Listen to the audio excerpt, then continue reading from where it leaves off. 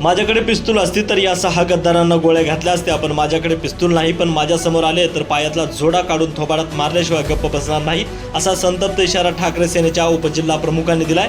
ठाकरे सेनेत पुन्हा एकदा फूट पडल्याने कडवट शिवसैनिक चांगलेच आक्रमक झाले आहेत.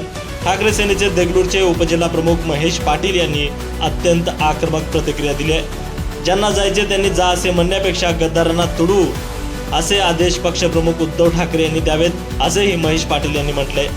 चारुदत्त चौधरी, एकमत डिजिटल, नांदेड. शिवसेनेला गद्दारीचा अनुभव हे शिवसेना स्थापना झाल्यापासून आलेला आहे. अनेकांनी या ठिकाणी गद्दारी केली. त्या गद्दारीच्या छाताडावर पाय रोवून पुन्हा शिवसेना फिनिक्स पक्षाप्रमाणे उभा राहिली.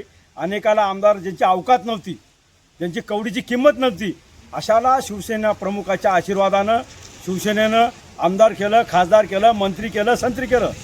पण हे काही पैशाच्या आमिषापोटी, काही सत्तेपोटी माई समान असलेल्या शिवसेनेच्या पाठीत खंजीर खुपसून वार करून आज त्या भाजपवाल्यांना, या गद्दार शिंदेना या ठिकाणी त्यांच्या बंगल्यात जाऊन बसण्याचं पाप या ठिकाणी करत आहेत.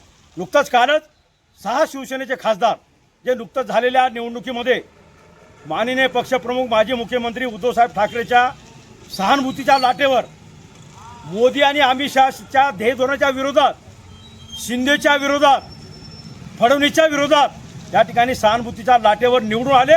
ज्यांची अवकात नसताना निवडून आले आणि ते सुद्धा भडवे, ज्यांची अवकात नव्हती ते सुद्धा या ठिकाणी गद्दारी करून शिवसेनेच्या पाठीत वार केले. अशा गद्दारांना, जे आनंद दिघे साहेब म्हणत होते गद्दारांना माफी नाही, गद्दाराला सदा दिलीच पाहिजे, त्याच ठाणेमधून या गद्दारीचं केंद्रबिंदू या ठिकाणी हालत आहे. अशा गद्दारांना गाडलं पाहिजे, जमिनीत गाडलं पाहिजे.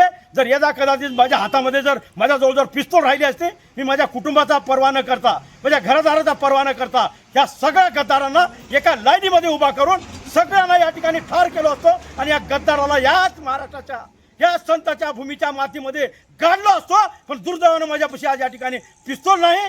पण यदा कदाचित ते जर माझ्यासमोर जर आले, निश्चितच मी पायातला जोडा काढून त्यांच्या थोबाडावर मारायच्या या ठिकाणी स्वस्त बसणार नाही. आणि उद्धव साहेबांना सुद्धा माझी विनंती आहे, ज्याला जायचं आहे त्याला जा असं म्हणू नका.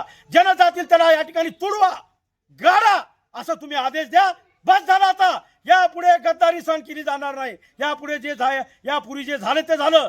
याच्या पुढे जर गद्दारी झाली तर ह्याच महाराष्ट्राच्या संतांच्या भूमीमध्ये या गद्दाराला गाडल्याशिवाय शिवसैनिक स्वस्त बसणार नाही.